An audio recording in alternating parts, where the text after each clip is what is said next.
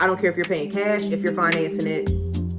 Come back to me and say, Shannon, you said it was going to be $600, $1,600 and it wasn't. So I had to stop the last video. I was like, hey, we're going to talk about savings. We're going to talk about money that you need out of pocket. When you are going to buy a house, you are going to need to save according to the loan type that you have.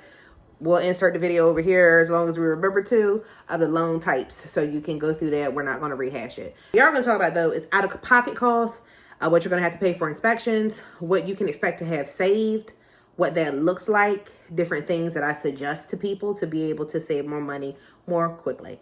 So it's kind of a little bit of a range because every agent is different. Every area is different. I like to suggest the out-of-pocket costs according to the area that you are in, according to the home value. So if you're buying a house that's $100,000, I'm not going to tell you to put $10,000 down for some of these numbers. I'm going to give you a range. So when we start from the top, you're going to go and you're going to look at houses. And when you're talking to a realtor, they're going to say, hey, how much money do you have to contribute towards your home purchase? And then you're going to try to get creative and not answer. And the answer that we're looking for is anywhere from $5,000 to $8,000. And here's why. When you go to look at a house and you decide, hey, Shannon, this is the house that I want. I love it. You already have your pre-approval. You're going to need to put a deposit down to go along with that home. So if the house is $100,000, you might not need as much of a deposit if the house is $1 million house. So typically what I like to suggest is if you're looking under like $200,000, you're going to do $1,000 deposit. Anything above that, that's when you're going to start looking at ranges or percentages.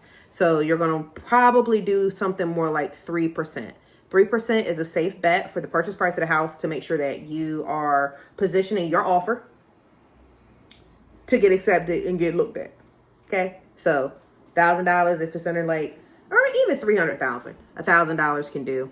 But 3% is what you can see, especially if it's a competitive market. The more competitive the market, the higher you're going to need. Okay, the higher the cost of the house, the more money you're going to need to put out. All right, the inspection. You are going to need to get a home inspection. I don't care if it is a new build or not. I don't care if you're paying cash, if you're financing it. Inspection. The inspection is for you as a buyer. It's going to let you know about the mechanical and the structural issues in the house. It's going to help you make sure that you're not getting a lemon and make the best decision based off of the condition of the house. So the inspections can range. Inspections are going to be anywhere from $600 up to $1,600. All the companies are different. Shop your companies and get the pricing that you find. Don't come back to me and say, Shannon, you said it was going to be $600, $1,600 and it wasn't. Hey, shop. Shop 3 companies if that makes you feel good, but your realtor will know. The ones that I use, that's typically the range that we're looking at, okay? And the home inspection is going to include the home inspection fee. It's going to vary based off the square footage of the house. You can add on, rather, a water inspection, especially if you have a well. That's something you want to do. You don't necessarily have to do that if you're on town water. Radon inspection, pool inspection, wood destroying insect inspection, okay, septic inspections, they come. You can pretty much assume that you're going to do a home inspection, a water inspection if you're in a county or if it has a well, and a wood destroying insect. Most of the other ones are going to be optional, but still suggested. Even if you want to get a mold inspection, again, not required, something that you do have to pay additional costs for. So it's pretty much a la carte. Whatever you add on is the more that it will be. The range is anywhere from about $600 to $1,600. Typically, too, something to ask or to consider if you're a first-time home buyer, some inspection companies also give a discount to you. So that is something to keep in your pocket. You will also need to pay money for the appraisal. You're not getting away from the appraisal. The appraisal is what lets the bank know that the agreement that you came to with the seller for the house cost is what it's worth. So is the house worth what the offer is? The appraisals can range anywhere from $500 to $750. That's been what I've seen within the past year. It could vary again, but this is me telling you what you can expect. If you want to know the definite number for you, then that's a discussion to have with your lender, be your money person. Closing costs. The best way to think of closing costs is going to be costs that are associated with closing on the house. This is going to be anywhere from 4 to 6%, and it can be specific based on your loan type. Again, this is something I'm giving you a high level view. Every loan type, every situation is different. Closing costs are going to cover things like your attorney's fees and other fees that are associated with closing on a loan. Reimbursements for taxes, oil, notary fees, transfer wire fees, all sorts of things that can come into this. Don't overthink it. Okay? Don't overthink it. Even if you have and you pay cash for a house, you're going to have closing costs. There's no way around it. Transfer fees are also included in closing costs. In our state, transfer fees are 2%. And you got to pay them. Like, that's the split. You got to pay them. Yeah, let's talk about transfer fees.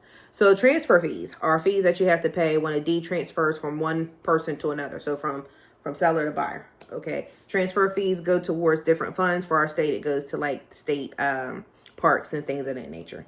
You do have some municipalities and some areas that do give a discounted fee for first-time home buyers. So if you're a first-time home buyer, that's also something to consider. So you can have a reduction on that. Okay. All right.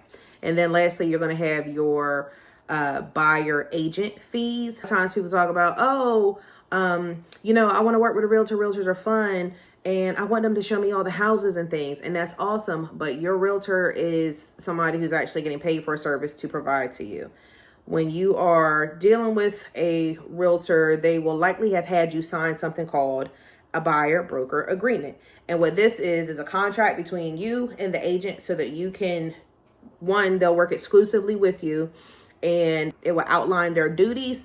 It will determine the commissions and the terms. Please note that all commissions are negotiable. There is not a set commission for a buyer's agent. That is between you and that person that you sign on with as an agent. So I can say, hey, it could be this amount, it can be that amount, but everybody's cost is different. Some people do it fixed, some people do a percentage. So unfortunately, I can't give you this is what it's going to be for your buyer agent fee because I can't speak for anybody else. I only know mine. Okay. Excuse me. So for me, I do charge a percentage because it makes it easy that way and we don't have to think about it. But I'm also a full service agent, so I help you from start to finish. So that is something to consider if you're like, okay, I want to work with an agent, but maybe you only want them to do certain things for you, then that's something that you can negotiate with your agent as far as cost and what the expectation is for that. If you're a person that's not quite so hot with math, you can look at it this way. As your appraisal, your deposit, and your inspections, you're going to be looking at about $2,700, and then you'll be looking at about 5% for costs that are associated with closing on a house. So whatever the purchase price is for the house, your out of pocket is typically going to be 5% plus that $2,600 for your inspections and things. Unless, of course, you do have to pay a little bit more for your deposit. So I've given you some numbers. I've given you some things to think about. Make sure that you sit down and make a plan because you can do it. Homeownership is for anybody who wants it and who's willing to do the work. So if you're here, then I'm going to make sure and help you do the work. You can do that by joining my school where we teach these things weekly and we do a monthly Q&A to help you have a better understanding of homeownership. You have different levels where you can get your credit together. You can learn about homeownership, watch the replays of the homebuyer workshops, and the step-by-step on how to situate your budget for these types of things. If you made it this far, then you've gotten some news that you can use and some information that will help prepare you for home ownership and feeling more confident in making the decision. If you haven't already done so, make sure that you hit that like, comment, follow, subscribe, all the things. So let's be friends so we can help you become a homeowner this year. And if you don't want to do it, then share it with somebody else who does. All right. So thank you so much for being here. Make sure you drop your questions below and onward.